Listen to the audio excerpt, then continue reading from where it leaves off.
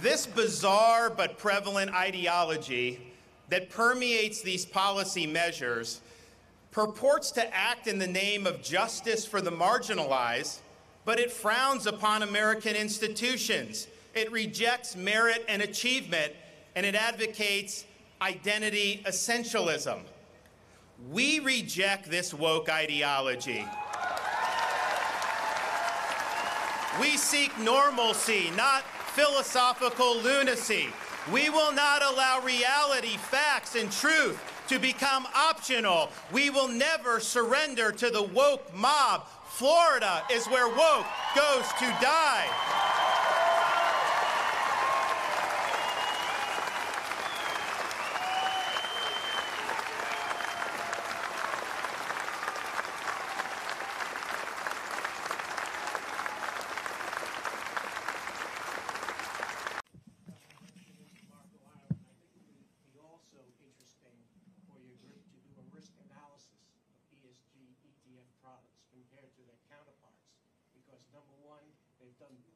I agree.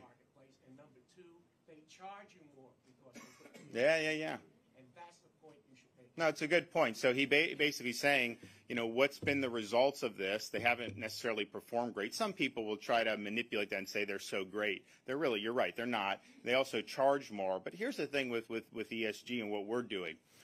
If those ESG investments are actually the best investments, you can do it. We're not preventing you from doing that at all. If buying solar panels companies and all that, if that is what is going to return the best, you're not restricted at all. You're only restricted if ESG is the rule, because there could be lucrative areas that you are just not going to do because of the politics of it. And I think that is where you run into a big problem. But I really do think that this is kind of a house of cards. I think it's going to come crashing down, because I think as more people look at this, they say, okay, how is this benefiting, you know, me? Like, you're a retired police officer. Is it benefiting you as a retired police officer or a retired nurse or people that have this stuff to look to see how your investments are managed? No, it's not benefiting them at all. Are the policy implications from this benefiting the public? Well, if you're paying higher for energy and all these other things, I don't think so. And remember, higher energy costs drives increased costs in all goods, because you need energy to produce anything. So it has a ripple effect across the economy.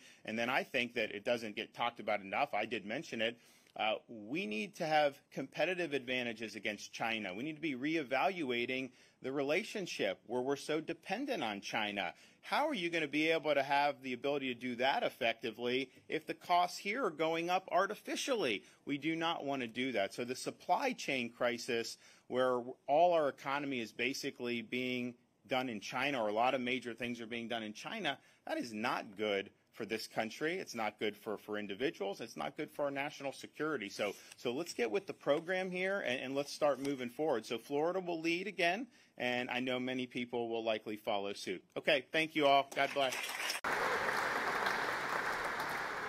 But that was a huge factor in causing people to make those decisions. Another important factor has been our approach to education. As I mentioned, we've had families move into Florida with kids, school-age kids, in numbers like we've never seen before. And I was born and raised in Florida, and as a kid, if anyone would have said Florida could compete, much less do better in K-12 education than New York or California, people would have laughed at you. Fact is, you had some of the best public education in California as well as New York. That's no longer true. The 2022 Nation's Report Card for fourth grade reading and math, the first post-COVID assessment, Florida's fourth graders ranked number 3 in reading and number 4 in the nation in math. And if you control for demographics, we're very likely number 1 in both. We're ranked number 3 in K-12 achievement in Education Week's most recent Quality Counts survey 2021. We are ranked number 1 for parental involvement in education.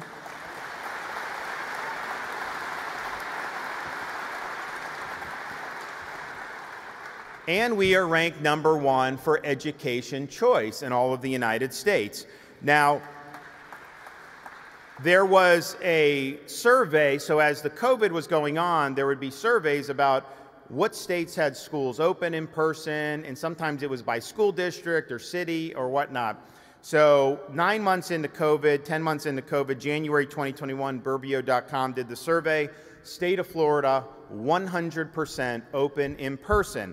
California and Illinois, less than 20% on their survey, open and in person for all students. I am sorry, that is a disgrace for this state and Illinois and other states that did it. And the consequences of that are going to live for a long, long time.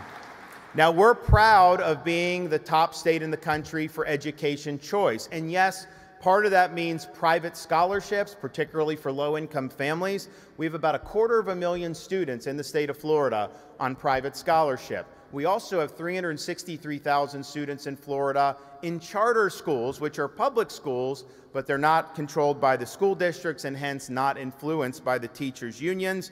And we have, because we've done these programs, what happens is our school districts, they have to compete for bodies because the dollars follow the student. If your enrollment declines, you get less money. If it goes up, you get more.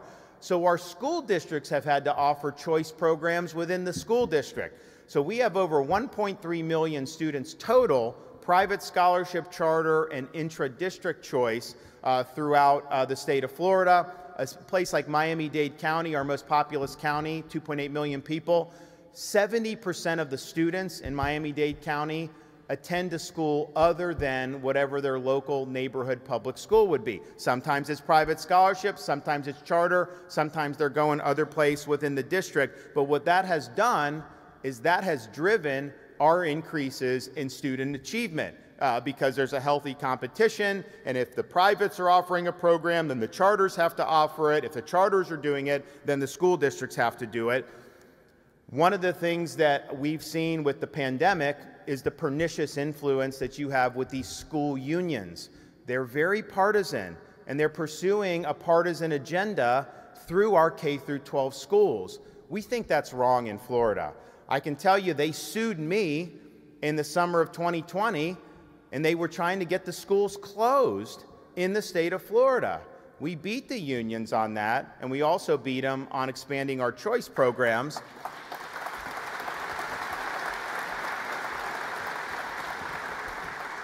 But I've also understood, as somebody that's done more school choice expansion than just about anybody in the country, I graduated from public high school, and we need to have good public education.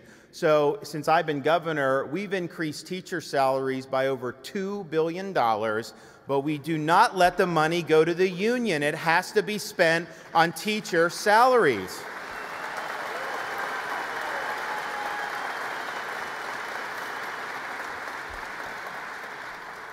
We're also proud, and it's sad that we even have to take this stand, but in the state of Florida, we're proud to stand for education, not indoctrination in our schools.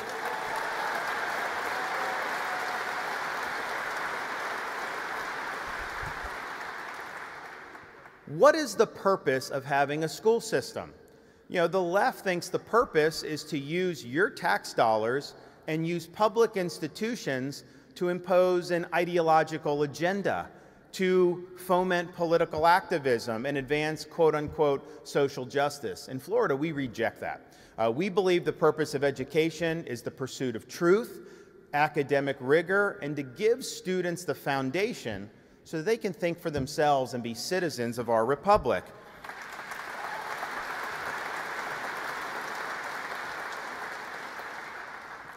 The left believes that regardless of the outcomes of elections, that they should still be able to use these institutions to advance their agenda. And in Florida, we are contesting that notion. Our view is that schools need to be accountable to the taxpayers that fund them. They need to serve the mission that's in the best interest of the state of Florida and the best interest of parents and the best interest of students. And to do that, our school system needs to respect the rights of parents to be involved in the education and upbringing of their kids, particularly understanding what curriculum is being used in the classroom and making sure that curriculum is consistent with our state standards and is age and developmentally appropriate. So we are empowering parents to be involved. If there's something that is inappropriate, unfortunately, we see students 10 years old maybe, and there will be pornographic books. How did this happen? And so now we've empowered parents with the ability to object and to get the inappropriate material out of schools. We should be focusing on math and reading and the core subjects, not worrying about this other stuff.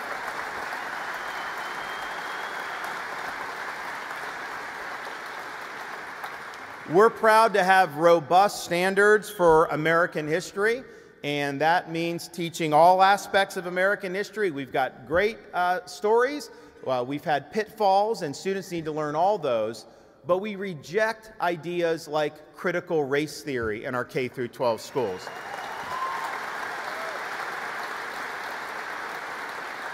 We are not going to teach our students to hate this country or to hate each other. We are not going to divide our students on the basis of their skin color. We are going to teach them that what is important is the content of their character. What's important is whether they're working hard and doing the right thing.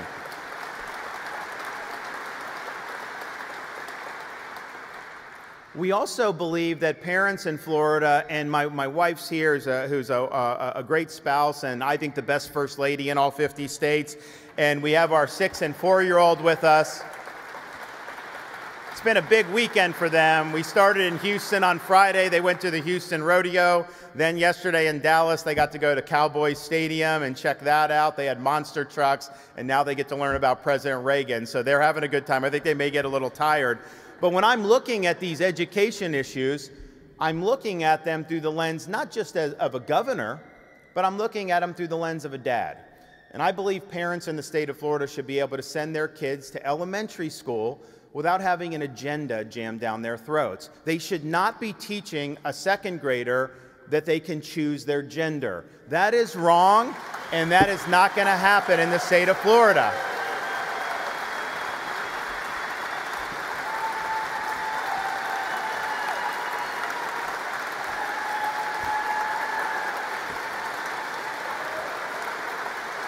And I know you have a company down the road in Burbank that had different ideas about that, but I can tell you this, Disney may have gotten everything they wanted in Florida for the last 60 years, but there's a new sheriff in town now, and we are not backing down to that.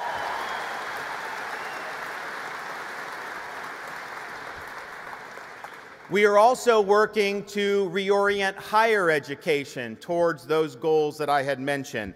And to do that, we've already enacted reforms so that all tenured professors in the state of Florida must undergo review every 5 years and can be let go for poor performance.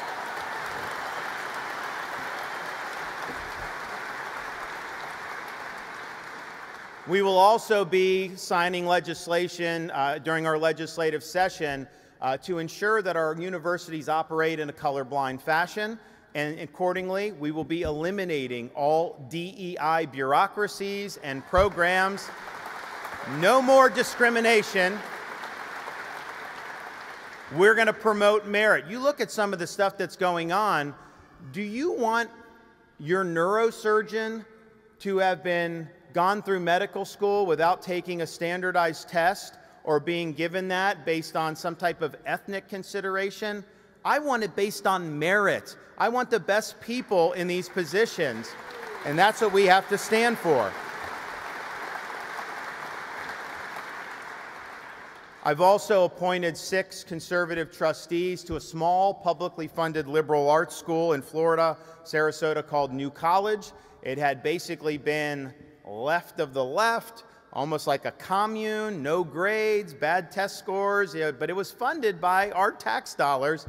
And so I said, look, if this is going to continue, it needs to serve an important mission. It's supposed to, under statute, be our top honors college in Florida. It was not fulfilling that mission. So those trustees got in, they fired the president, they installed a conservative president, eliminated all DEI programs, and created a new mission to make New College the top classical liberal arts school in America along the lines of Hillsdale College. We're going to have one in the state of Florida.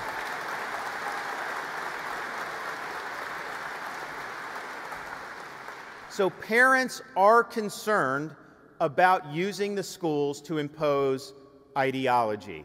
And Florida is standing against that, and the result is we have more parents that want to raise their kids in the state of Florida. And that has been an important factor in this migration. I think we have to understand that the threats to freedom are not simply as a result of what happens in legislatures. Yes, you got to win those fights. The left is trying to impose its agenda through a wide range of arteries in our society, including corporate America. So we have fought against corporate wokeness.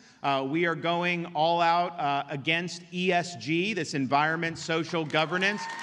We've banned ESG in our pension investing. We're passing legislation to broaden that and to make sure that Floridians are not discriminated against by banks and other financial institutions because they own guns or they're a Christian or they're a conservative. Woke banking is using the financial might of Wall Street and some of these other entities and using that to try to impose an agenda on you which could never win at the ballot box. They're not accountable to anybody. They simply try to do this, and they try to say that they're for social justice. So we recognize that as a threat to freedom in the state of Florida. We also recognize a threat to government colluding with some of these folks. And one of the things we're going to ban in Florida this year is the idea of a central bank digital currency that they're trying to do. This is something where they want the Fed to control a digital dollar. And guess what will happen? They're going to try to impose an ESG agenda through that. You go and use too much gas, they're going to stop it. They're not going to honor the transaction because you've already bought more than what they think. You want to go buy a rifle, they're going to say, no, you have too many of those, you can't do it. So it's ceding the power of our financial freedom to a central bank, which does not have our interests at heart. So I think all states need to band together, need to say we're not doing this central bank digital currency, and we're going to let you be in charge of your own finances. But what we've seen, whether it's education, whether it's the bureaucracy, whether it's corporate America, is there is a left-wing agenda that is being imposed on our society. And in Florida, we've just said no. We said we recognize this as a threat across the board, and we pledge to fight the woke in the schools. We pledge to fight the woke in the corporations. We pledge to fight the woke in the halls of the legislature. Florida will never, ever surrender to the woke mob because our state is where woke goes to die.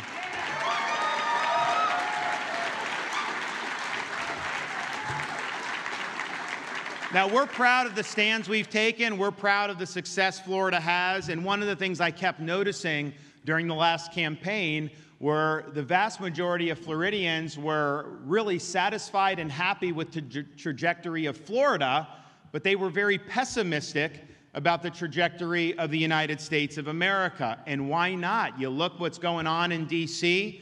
You see Joe Biden, weak, floundering leader. He's controlled by the leftist elements of the Democratic Party. You look at what he's done. He has probably done as much as anybody, maybe Jerome Powell at the Fed, to unleash the worst inflation that this country has seen in over 40 years. This is making our country weaker. It's making our citizens poorer. And here's the problem. They've mismanaged this from the start. Massive trillions of dollars of fiscal stimulus, trillions of dollars of the Fed printing money. What do you think is going to happen? Of course you're going to end up having inflation. And so what they're trying to do, they tried to hike interest rates last year. They did that very rapidly, but that's created major problems. And so what do they do when you have problems at a bank in like Silicon Valley, which is basically doing very wealthy people and servicing that community? They make some mistakes. They are not in a good position. So the Fed, Treasury, FDIC, they bail out Silicon Valley Bank. Well, if there was a bank in this part of Pennsylvania that serviced like agriculture or small businesses, do you think that they would have been bailed out under similar circumstances? No.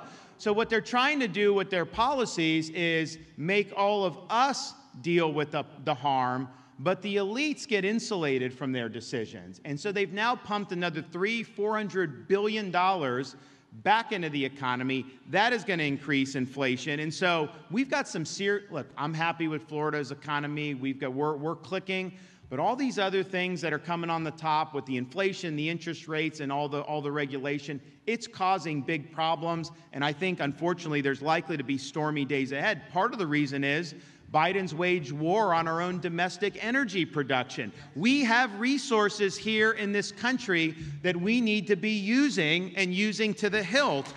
It's an issue of national security in addition to the economy.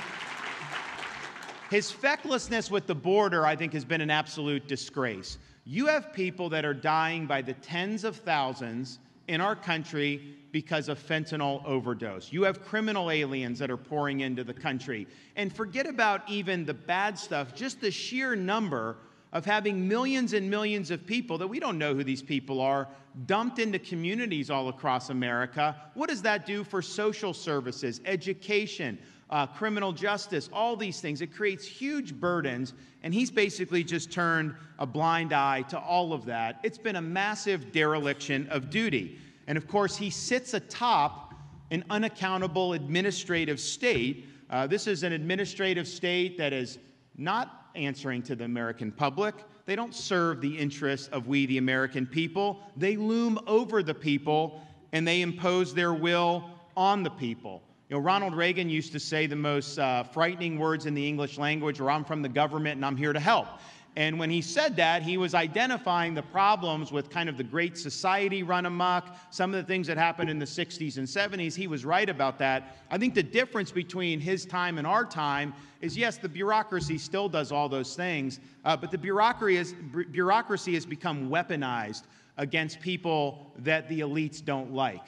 You look to see the IRS targeting scandal that Keith and I fought against, where they were going after conservative groups.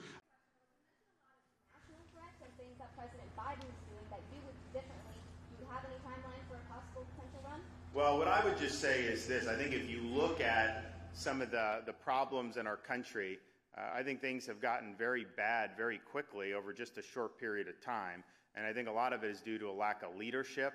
I think it's due to adherence to left woke ideology, which will destroy this country if it's allowed to take hold everywhere. That's why we say Florida is where woke goes to die, because we fight back against it. And so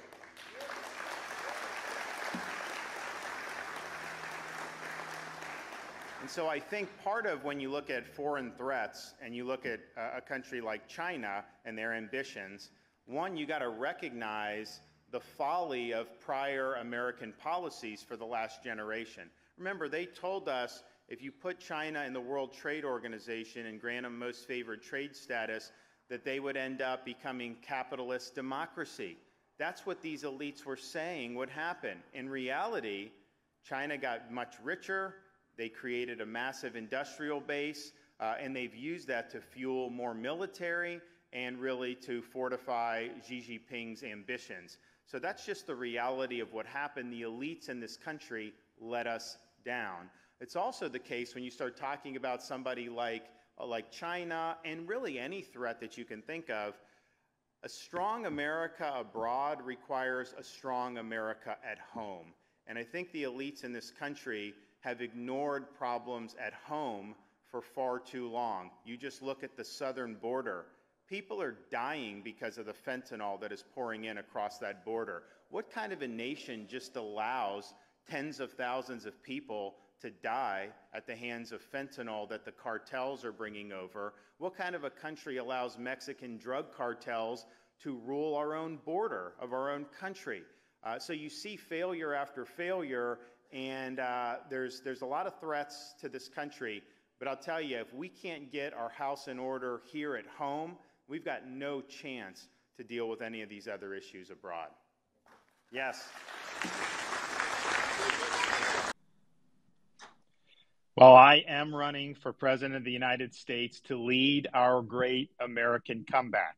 Look, we know our country's going in the wrong direction. We see it with our eyes, and we feel it in our bones. Our southern borders collapse. Drugs are pouring into the country. Our cities are being hollowed out by spiking crime. The federal government's making it harder for the average family to make ends meet and to attain and maintain a middle-class lifestyle. And our president, well, he lacks vigor, flounders in the face of our nation's challenges, and he takes his cues from the woke mob. I don't think it has to be this way. American decline is not inevitable. It is a choice, and we should choose a new direction, a path that will lead to American revitalization. We must restore sanity to our nation. This means embracing fiscal and economic sanity. Stop pricing hardworking Americans out of a good standard of living through inflationary borrow, print, and spending policies. And please embrace American energy independence. This also means replacing the woke mind virus with reality, facts, and enduring principles. Merit must trump identity politics. We must return normalcy to our communities. America's a sovereign country. Our borders must be respected. We cannot have foreigners pouring into our country illegally by the millions. We cannot allow drug cartels to poison our population with fentanyl. Public deserves safe communities, and law and order must be maintained in American cities. We can't have inmates running the asylum, and we must reject attacks on the men and women of law enforcement. We also must reestablish integrity in our institutions. This includes the military. I'm proud to be a Navy veteran, an Iraq veteran, and I revere our services. But when revered institutions like those in our military are more concerned with matters not central to the mission, whether it's global warming or gender ideology and pronouns, morale declines and recruiting suffers. And you need to eliminate these distractions, and we need to get focused on the core mission.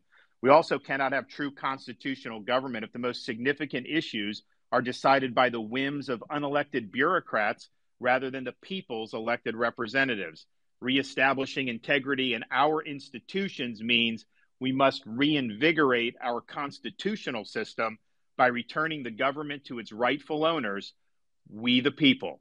No social or economic transformation without representation. Truth needs to be our foundation. Common sense can no longer be an uncommon virtue. And in Florida, we proved it could be done.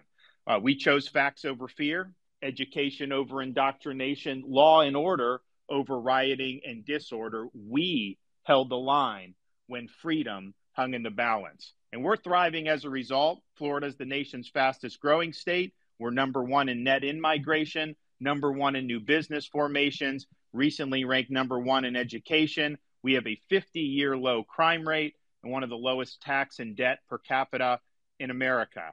But we also understand governing is not entertainment. It's not about building a brand or virtue signaling. It is about delivering results. And our results in Florida have been second to none. We can and we must deliver big results for America. I pledge to be an energetic executive that will take on the important issues. Biden's pursued inflationary policies that are hurting working people. We will reverse those policies, and we'll build an economy where working Americans can achieve a good standard of living. Biden's opened the southern border and allowed massive amounts of drugs to pour into the country. We'll shut down the border, construct a border wall, and hold the drug cartels accountable. Biden's embraced medical authoritarianism, such as unconstitutional COVID vax mandates. We will ensure that those violations of liberty can never happen again. Biden's allowed woke ideology to drive his agenda. We will never surrender to the woke mob, and we will leave woke ideology in the dustbin of history. Biden's also politicized the military and caused recruiting to plummet. We will eliminate ideological agendas from our military, focus the military on the core mission, and we will reverse the poor recruiting trends. Finally, Biden's weaponized the power of the administrative state to advance his left-wing agenda. We will reconstitutionalize the executive branch, and we'll bring the administrative state to heel. Now, you can't do any of that if you don't win. There is no substitute for victory. We must end the culture of losing that has infected the Republican Party in recent years. The tired dogmas of the past are inadequate for a vibrant future. We must look forward, not backwards. We need the courage to lead, and we must have the strength to win. And to voters who are participating in this primary process, my pledge to you is this. If you nominate me, you can set your clock to January 20th, 2025 at high noon, because on the west side of the U.S. Capitol, I will be taking the oath of office as the 47th President of the United States. No excuses. I will get the job done. Now, these past few years have given me a new appreciation for the fragility of our freedoms. I never thought I would see things in America that we saw during the COVID-19 pandemic, but our founding fathers were keenly aware of the fragility of freedom. When they framed our Constitution, they came armed with having studied the history of every republic and the history of mankind. And they noticed that all of those experiments only had one thing in common, and it was this: every single one of them had failed. And so they knew it fell to our country, the United States of America, to determine whether people could really govern themselves. Could we have a society based on the idea that our rights are God-given, not government-granted, and that society functions based on the rule of law, not the rule of individual men? And when Dr. Benjamin Franklin walked out of that convention, he was asked, did you deliver a republic or a monarchy? He said, a republic if you can keep it. They knew freedom didn't run on autopilot. They knew each generation would have a responsibility to safeguard freedom, and it's our responsibility to do so at this important juncture in our nation's history. We have a lot of work to do to ensure the country gets back on track. I ask everybody listening to please join me on this mission. Please invest in our campaign by going to rondesantis.com and making a donation. Thank you. God bless, and I look forward to the discussion.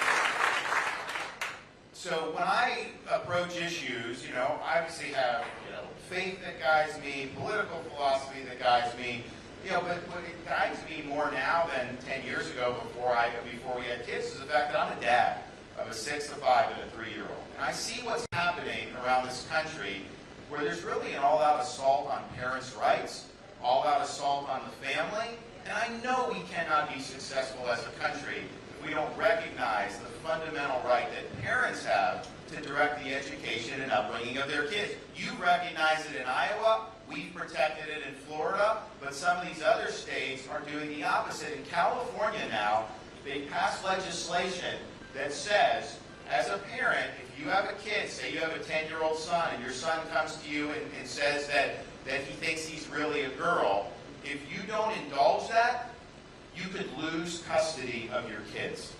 So this is what is going on, and you see it in the schools where they're trying to do indoctrination. That is not the purpose of our school system.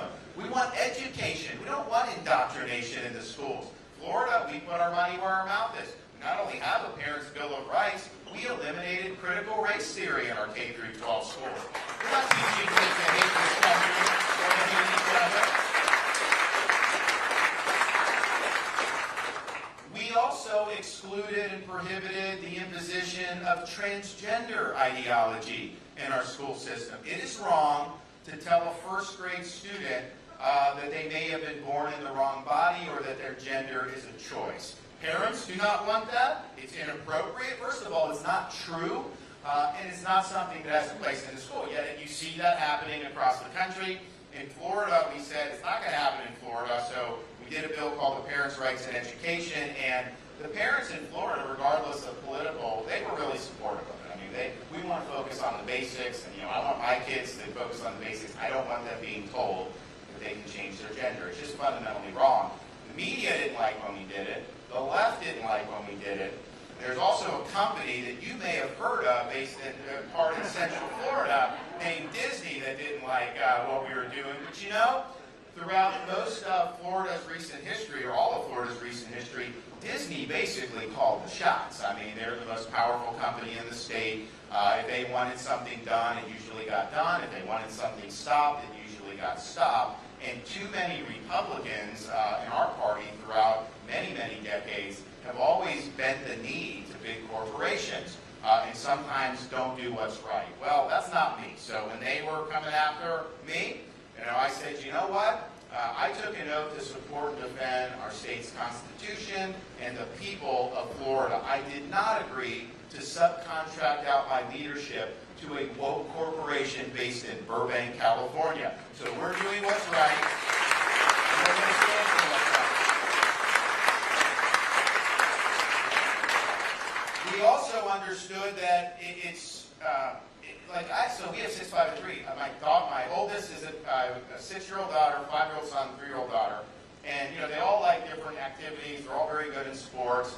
And my girl should have the same opportunity to compete with fairness and integrity that my son does. And that's why we enacted protections for women's athletics in the state of Florida. We're not allowing them to jam males into female sports. You have a right to compete on a level playing field.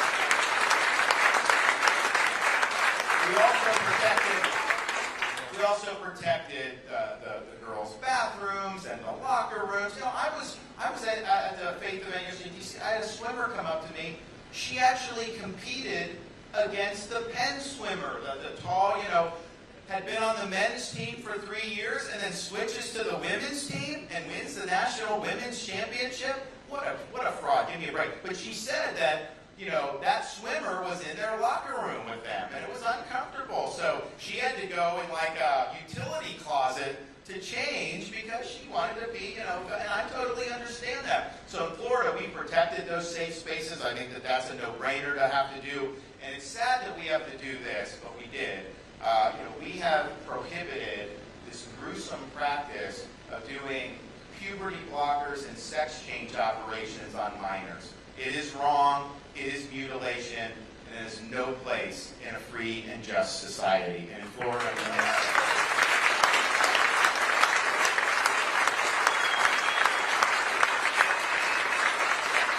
now, part of the reason we're even, I mean, sometimes I think to myself, if we were here just 10 years ago, and I told you some of the stuff that was happening, you probably wouldn't believe that this was going to happen. So things have really gone off the rails very quickly. Why is that? I think it's because a lot of this is about ideology. It's about woke mind virus and the woke agenda trying to take over every institution in our society. And some people say, oh, you should be talking about it. We don't even know, you know, people don't even know what it means, all this stuff. Listen, at the end of the day, woke represents a war on truth. And we have to have a society that's rooted in truth. Do not tell me that a man can get pregnant and expect me to accept that because it's not true, and I won't accept it. And we can't be successful as a society if we're accepting things that are not true. The truth will set us free. But it's also the case that when this ideology takes over parts of our society, it has a huge, huge negative impact on the American people. I mean, just think about things like ESG, this idea that businesses should pursue environment, social governance. All it is, that's just a facade to justify major corporations departing from their core business mission to try to pursue a left-wing agenda. Maybe that's against firearms, maybe that's against energy production, you name it, but they're trying to change our society, and they're doing it in a way that's going to make our country poor and less free as a result. When it overtakes education, you get indoctrination in the schools, and our kids end up dumber as a result. When it overtakes criminal justice, why do you have all these cities decaying? San Francisco, Los Angeles, Chicago, Baltimore, Philadelphia. It's because they're not holding criminals accountable. And that's all driven by ideology. So people are less safe, these communities get hollowed out, and a lot of them move to Florida, and they tell me the stories about how bad it was there. So in Florida, we've recognized that we can't just sit back and allow this to run roughshod over our society. We've made our state the place where woke goes to die. And we have beat the woke in the state of Florida more than anybody else has done in any other part of the country. And as president, we must together work to leave woke ideology in the dustbin of history where it belongs once and for all. So we'll get that. We'll work on all that. We need a new sheriff in town to be able to restore prosperity to this country, and we'll get it done. We also need to understand that our education system in this country needs a lot of work. Yeah. The purpose of schools is to educate, not indoctrinate. We need, every state in the country needs to respect the rights of parents to direct the education and upbringing of their kids. And that means you should be able to send your kid to the school of your choice. We have universal school choice in Florida. It works. It means that we should not have ideology in the classroom, like critical race theory. We should not have gender ideology in the classroom. And we should be teaching every kid American civics, about our Constitution and about what it means to be an American. That's very important. We also, so K-12 is important, and we've done a lot. I'll talk a little bit about what Florida's done. But, you know, higher education, is totally off the rails. I mean, these Harvard kids signing these letters, all this nonsense that goes on in these universities. In Florida, our state universities, I made the decision as governor, you know, these universities are not just the ideological playpen of the left, okay? They're funded by taxpayers in Florida. You know, they elected me with a 1.5 million vote margin. I don't think they want far left universities. And so we need to have universities that are not trying to impose ideology, but are pursuing truth, that are preparing students to be citizens of this republic. And so we've done that in Florida. We now have all tenured professors must undergo review every 5 years and can be let go for poor performance. And we actually have we had a liberal arts college in Sarasota called New College, and you know, this had supposed to be like, it was supposed to be a top honors college, and it had devolved into almost like a Marxist commune. I mean, left of the left, like not advancing anything for the state. And so I came in, I was like, okay, what are we going to do with it? So I appointed 7 conservatives to the board of trustees. They fired the president. They hired a conservative president. They eliminated DEI and CRT. They abolished the gender studies department. And they reframed the college's mission statement to be the nation's premier, publicly funded, classical liberal arts university, like a Hillsdale College in Michigan. And so now I've got, you know, I don't let our universities raise tuition. So if you're a Florida resident, you can go to any of our state universities for $6,400 or less. And students, good high school students, they get a scholarship, so most of them have to pay any tuition. But out-of-state tuition is $16,000, which is less than a lot of states' in-state tuition. So I've got parents around the country wanting to apply for their kids for New College because they can be in Sarasota. And what's happened is, you know, they're starting to weed out some of the professors that were part of the old regime, and they're recruiting a lot of all-stars to come in and be really good professors. You know, the media, they're like, oh, professors are leaving. There's a brain drain going on from New College. And I'm thinking to myself, well, wait a minute. If a professor of intersectional Marxism is leaving the state of Florida, that is not a negative for the state of Florida. That is addition by subtraction. One of the things that we also knew, given what was happening, because before the blood was even dry off those that had been massacred on October 7th, you had people in this country go out, a lot of it at the universities, demonstrating in favor of Hamas and cheering what had happened. And I joke with people, I was born and raised in Florida, far away from elite academia, but I'm one of the few people in this country who got through both Harvard and Yale and came out more conservative than when he went in. That's not easy to do. And I remember that. And I remember seeing a lot of crazy stuff. There was anti-Americanism, all this stuff. But I don't think back in my day that students would have actually crossed that line to go out and cheer a terrorist attack of this nature. So I think these universities are sick. I think the culture has been totally corrupted. Now, you look at how Florida universities responded. Look at how the University of Florida president responded. Look at that. Much different. But that's because we've let it be known in Florida, we are not funding universities to be indoctrination camps. We're funding universities for the pursuit of truth. And, you know, I look at some of these students out there. Some of these are foreign students cheering for Hamas on a student visa. So I said very clearly, you know, when I'm president, you're here making common cause with Hamas on a student visa. I'm canceling your visa and I'm sending you home.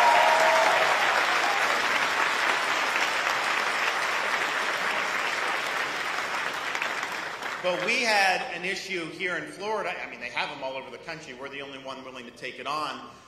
We had to deal with this group called Students for Justice in Palestine.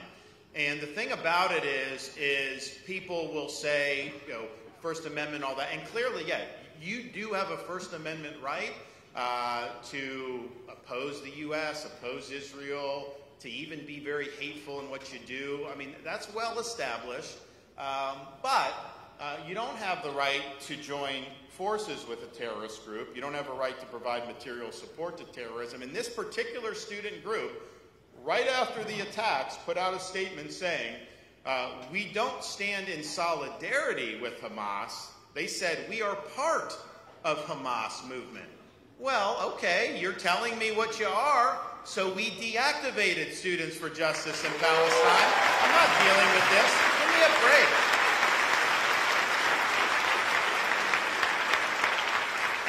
Well, we've got to start being smart about some of this stuff. You look at what happened to those Jewish students at Cooper Union.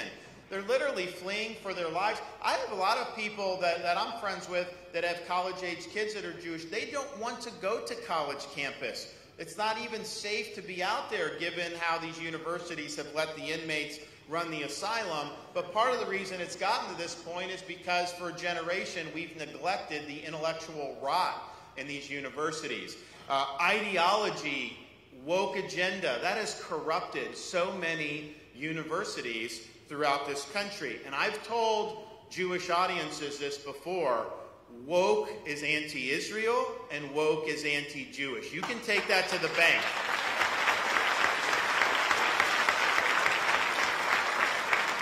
And it also should just be said, you see some of these college students, some of these are bad apples, there's no question. Some of these people don't even know what the hell they're protesting, okay? They're out there, this is the new current thing. You know, when COVID happened, they put a mask in their profile or a syringe and this, and now somehow Palestinians is like their big cause celeb. They couldn't even find Gaza Strip on a map, and yet they're out there doing this. So some of it is just ignorance, but it doesn't excuse it. So in Florida, we've actually taken this on. Now in our universities, all tenured professors must undergo review every 5 years and can be let go for poor performance. So we're doing it right. We also have eliminated the so-called diversity, equity, and inclusion racket in our universities. Now, DEI, the way it's actually practiced, what DEI really stands for is discrimination, exclusion, and indoctrination. It's got no place in our public universities. It is definitely bad for Jewish students, and it's bad for pretty much everybody who's not bending the knee to the political left. So we've stood up and taken action. Our universities are much better off than what you see in other parts of the country, but we really need to get serious about all this. We also announced, with the support of Speaker Paul Renner, who I think is here as well.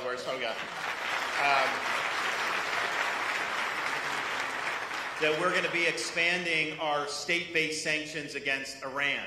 And we already have sanctions, but we're going to do it even more. And look, we're not the United States, but you know what? If Florida was its own country, we'd be the 13th largest economy in the world. So it's not for nothing. We have an impact. But any money that goes to Iran is used to fund jihad. That's what they believe in. That's their mission.